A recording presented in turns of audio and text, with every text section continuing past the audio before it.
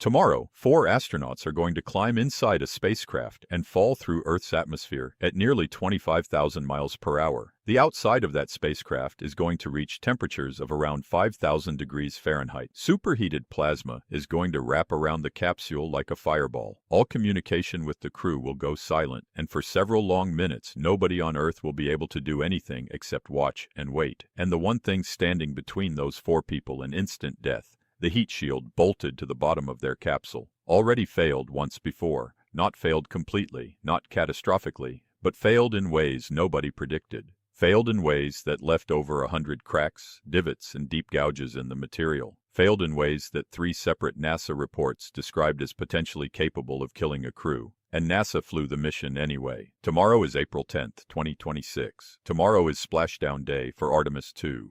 And the re-entry that is about to happen is not just the final chapter of a historic mission. It is the single most dangerous, most watched, most technically uncertain moment in American human spaceflight in decades. I am going to tell you exactly what the heat shield problem is, why it happened, what NASA did about it, why serious people still have serious concerns, and what is about to happen tomorrow when this spacecraft hits the atmosphere. Everything in this video is verified and documented. Nothing is speculation. And by the end, you will understand this problem better than most people who have been following this mission from the start. Let's go.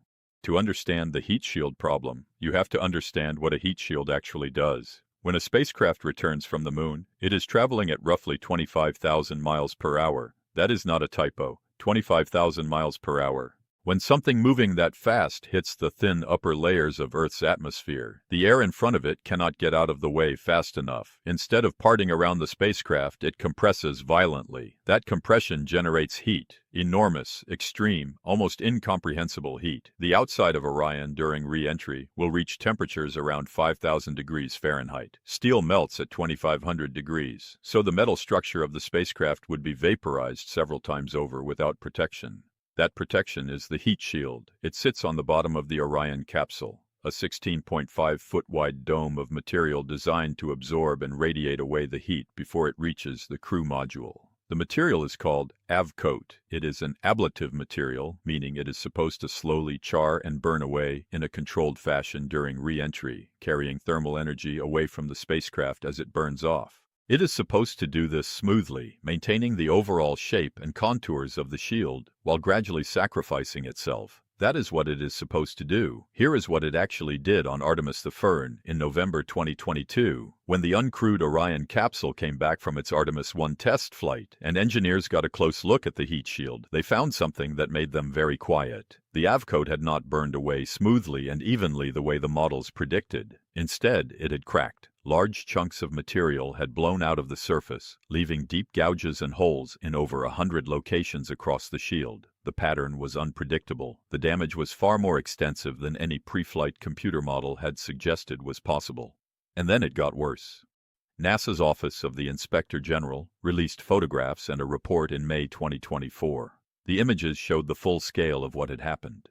And the report identified not one, but 3 separate failure modes that could have killed a crew if astronauts had been on board. The first was heat shield spalling, the technical term for those chunks blowing out. When the material breaks away in pieces, it leaves voids and gaps in the shield's surface. Those gaps expose the unprotected structure of the capsule to the full heat of re-entry. If the gap is large enough, or if it appears in the wrong location, the heat breaks through. The capsule burns. The crew does not survive. The second failure mode was impact damage from those same flying chunks. When pieces of heat shield material break off and enter the hypersonic airstream at 25,000 miles per hour, they become high-speed projectiles. They can strike the top of the capsule, where the parachute compartment is located, damage the parachutes, and the spacecraft hits the water at full speed. Nobody survives that either. The third failure mode, and this one is the most chilling, involved the separation bolts embedded in the heat shield. These are large metal bolts packed with heat-resistant material, designed to be rugged enough to survive re-entry. On Artemis II, 3 out of the 4 bolts had melted through. The NASA Inspector General report stated it directly. Bolt melt beyond the thermal barrier can expose the vehicle to hot gas ingestion behind the heat shield, exceeding the capsule's structural limits and resulting in the breakup of the vehicle and loss of crew. loss of crew. That phrase is the bureaucratic way of saying everyone dies. Orion came back from its first test flight with damage that the official government watchdog said could have killed a crew in 3 different ways. That is the starting point for understanding the Artemis II heat shield problem. So why is Artemis II flying with the same heat shield? This is the question that has been debated loudly in the space engineering community for the past 2 years, and the answer involves physics, budget, schedule pressure, and some of the most uncomfortable institutional dynamics in NASA's history. Here is the physics answer first. After years of investigation,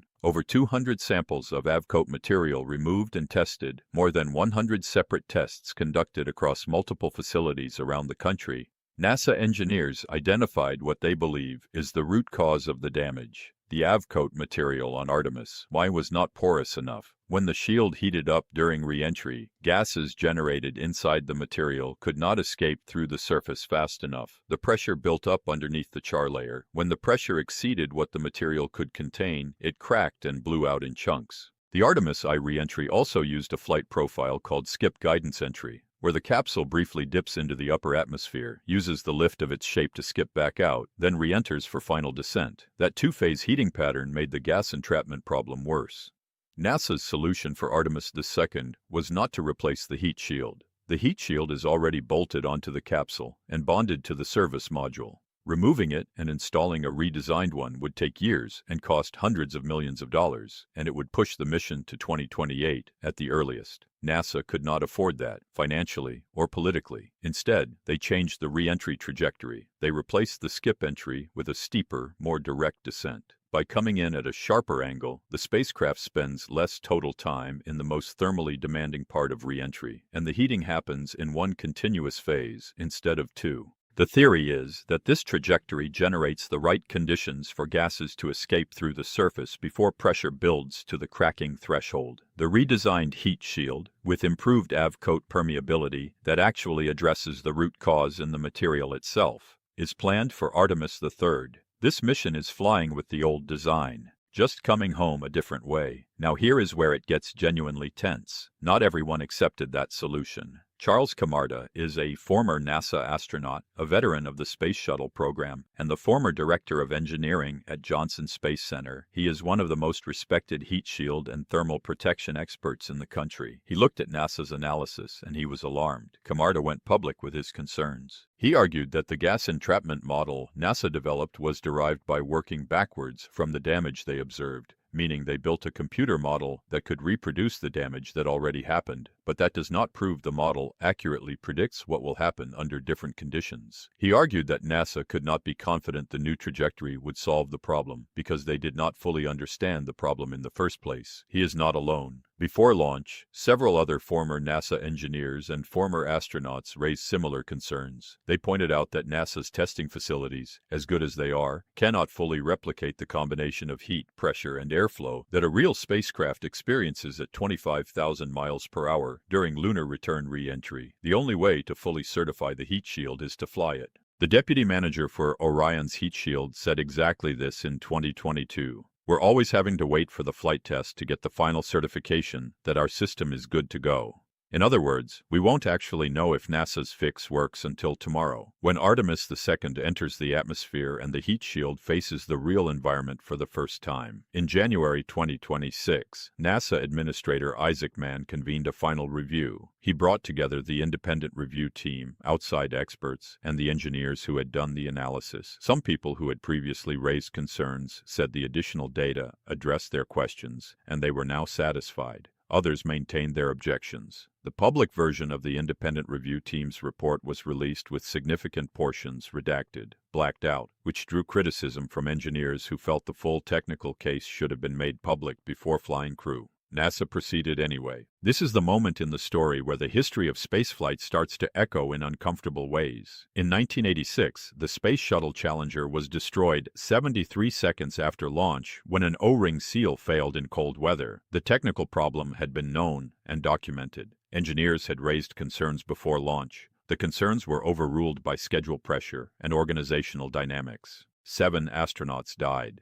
In 2003, the Space Shuttle Columbia disintegrated during re-entry when a piece of foam insulation that had struck the wing during launch created a breach in the thermal protection system. Again, the problem was known. Engineers raised concerns during the mission that the damage might be serious. Those concerns were not fully acted upon. 7 more astronauts died. The Columbia Accident Investigation Board's report stated directly that NASA had not learned the deeper lessons of Challenger. It described an organizational culture where schedule pressure, budget constraints, and the normalization of flying with known risks combined to produce disaster. Admiral Harold Gaiman, who chaired that investigation board, described what happens when a rigid schedule meets a limited budget. He said program managers faced with problems and shortfalls will start to cut into safety margins, not because anyone directs them to, not because anyone tells them to, but because individuals inside the organization think they are defending what the organization needs. Nobody is saying Artemis II is Challenger or Columbia. Nobody is predicting disaster. The vast majority of engineers who have reviewed the data believe NASA's trajectory solution is sound, that the mission is as safe as it can be made given the constraints, and that the crew will splash down safely tomorrow afternoon.